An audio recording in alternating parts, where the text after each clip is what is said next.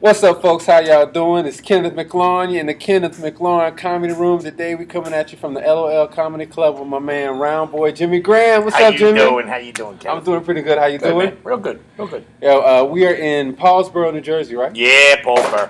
That's At, the height of comedy in South Jersey. Absolutely. hey, most definitely, man. It's Sunday. We're at the open mic night. I love it. This is my second weekend here. Imagine I drove all the way from Ithaca just to be here with People are Jimmy. desperate. Yeah, man. But so, Jimmy, how long have you been doing comedy? 12 years. 12 years. Yeah, 12 years. Okay, that's a long time. I guess you love it.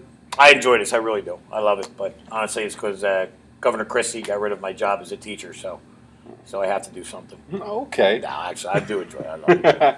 So for 12 years, you're a professional comic. This is all you do. You're That's on all the I do road? now. Yep. I'm on the road. I have my comedy club. I do open mics, like this on here on Sunday. Yeah. And I have a show that I do in bars also called Quizzo. It's a trivia show, and I host Okay. that. And it's anything I can do to bring in money, basically. I I'm a understand comedy that. whore. I truly am. A comedy horror, man. Yeah. So tell us one of the road stories you have. Oof. Let's pick a few. Road stories.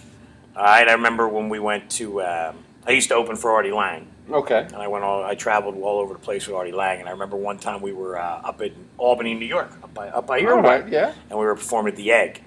We Okay. had 2 sold out shows. We had 2 limos, okay, and we had after the show we had a meet and greet with all these people, and then afterwards, as soon as the show was over, the second show, Artie walks up and says, "Jimmy, I'm going to go." And I'm like, "All right, well, I'll get the guys." And he goes, No, I'm taking the limo. You guys take the other limo.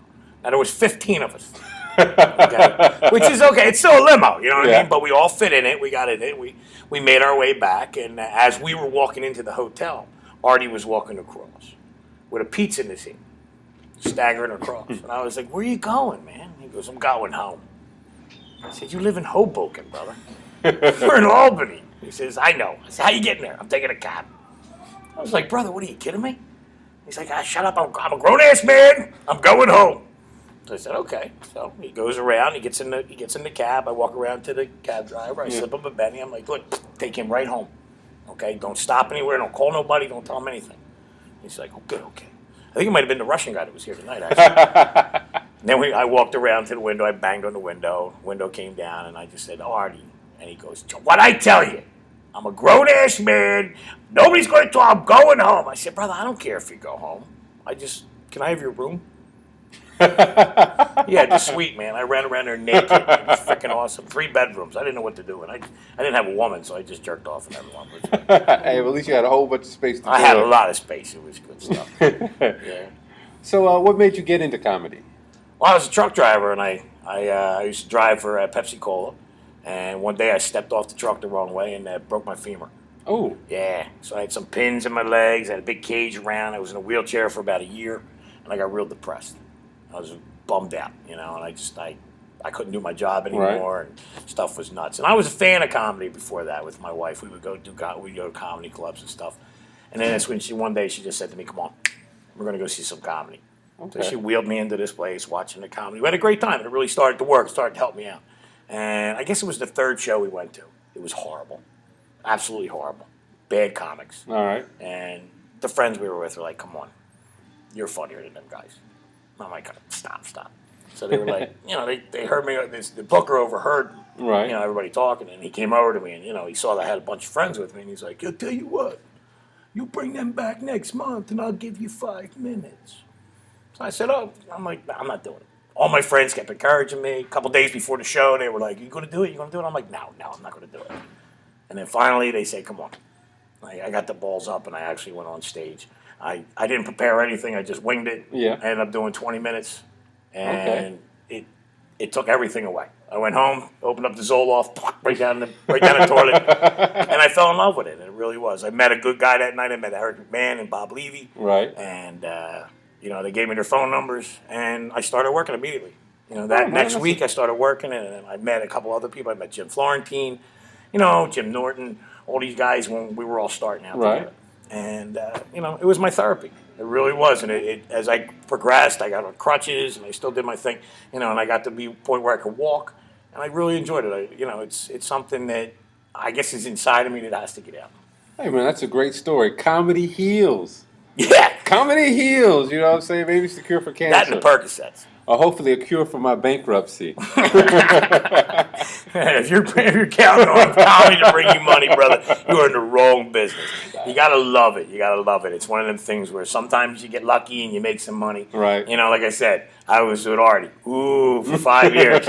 Now I'm at LOL Comedy Club in Paulsboro, New Jersey. But I love it. It's something you gotta, it's something you gotta enjoy. Right. And if you enjoy it and it makes you feel good, it's almost like its own drug.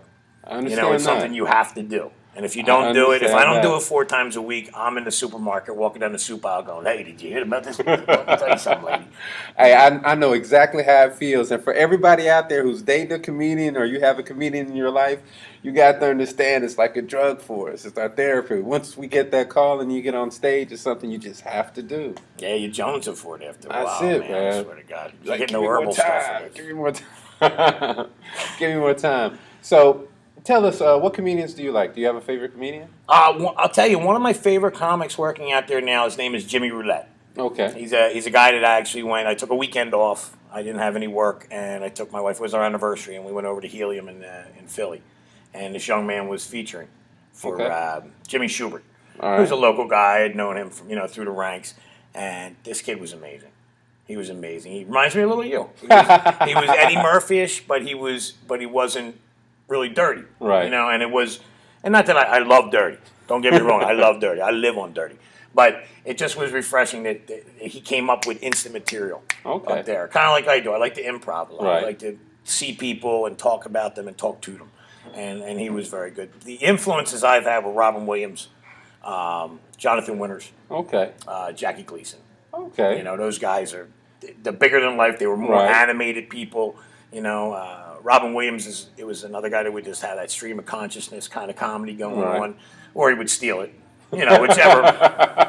And I've done that a few times. No, I did like that one thing you did tonight. So Hey, as long as you give me credits on the bottom, I'm Yeah. still cool. I'm still cool. What There's a about a dollar. favorite joke? Do you have any favorite Oh, jokes? God, man, I got tons of favorite jokes, but yeah, they're all filthy. Is this going on the air? Hey, it's do whatever you want, man. Do whatever. It's the internet, uncensored. Oh, I'm gonna do a hack. You gonna do this to me? I know you don't have to tell us a joke, or maybe you just have a favorite joke or anything. You know what? I talk when I do my jokes. It's not kind of the setup punch. Right. It's more tell a story, and I talk about family and my kids. I talk about I like my grandkids.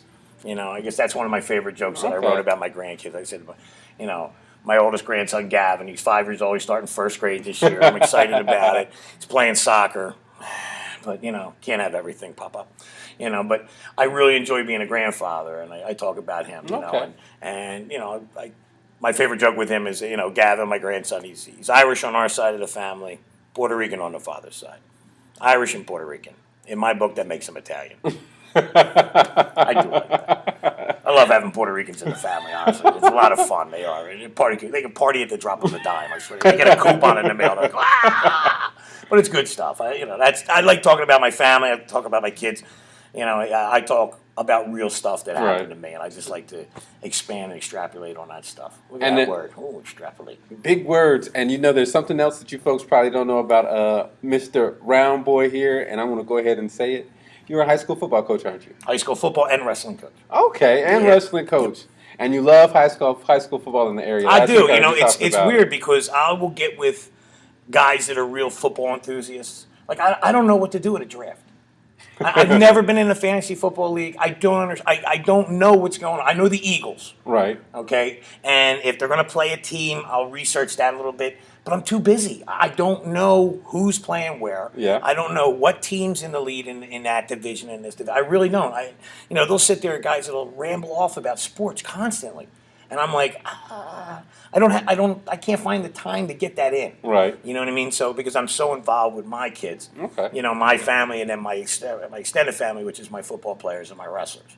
And I'm with them majority of the time. And if I'm not there, I'm on the stage telling jokes or I'm writing or, I'm not that football. They see me with the football coach and I got the whistle around me and they'll come up and they'll start talking to me about, did you hear about the draft and this guy did that? And I'm like, I don't freaking know. All I know is that New Orleans has a tight end named Jimmy Graham.